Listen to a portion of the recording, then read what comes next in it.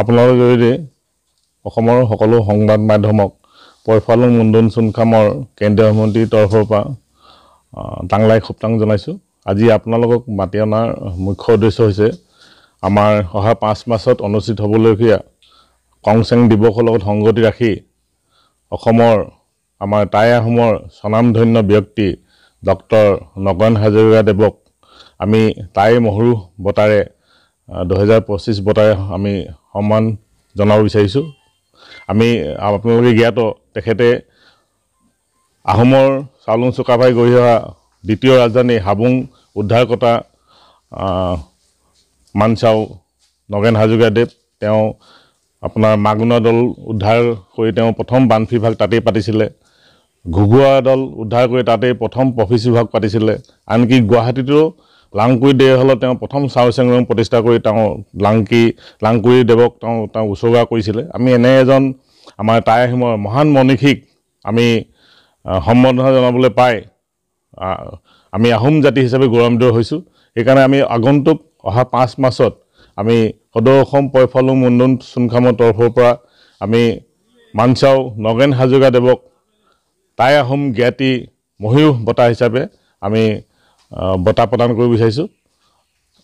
ধন্যবাদ।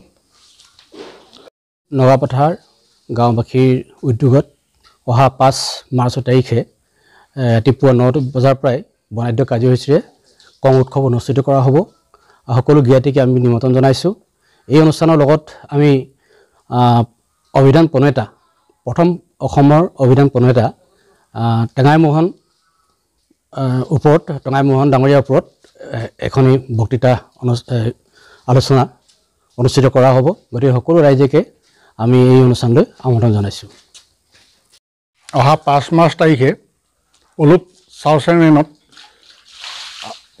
বৰ্ণাঢ্য কাৰ্যসূচীৰে কং উৎসৱ পালন কৰা হৈছে। এই কংটো 2003 চনত ইয়াত স্থাপিত কৰা হৈছিলে। আজি এতিয়া এই বছৰ 23 বছৰ হ'ব, 24 বছৰ হ'ব।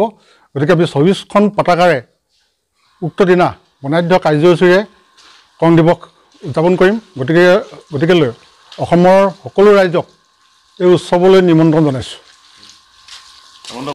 অসমৰ সকলো টাই আহোম বংশধৰসকললৈ মই বয়কম জনাইছোঁ। ইয়াৰ আমি উলুপত আজি বিগত 24 বছৰ হৈছে। এতিয়া 24 বছৰত আমি এই চেংকংটো জন্মদিৱস পালন কৰি আহিছোঁ। এই চেংকং আমাক ডক্টৰ নগেন হাজৰিকাই এই চেংকংটো 2 কিলোমিটাৰ ভিতৰৰ ৰিজাৰ্ভৰ ভিতৰৰ পৰা নিজেই গছজোপা চাই আহি তেওঁ বাছনি কৰি আনি এই চেংকং উদ্বোধন কৰিছিলেহি। আজি 24 বছৰ পূৰ্ণ হৈছে, হ'ব 5 মাৰ্চত।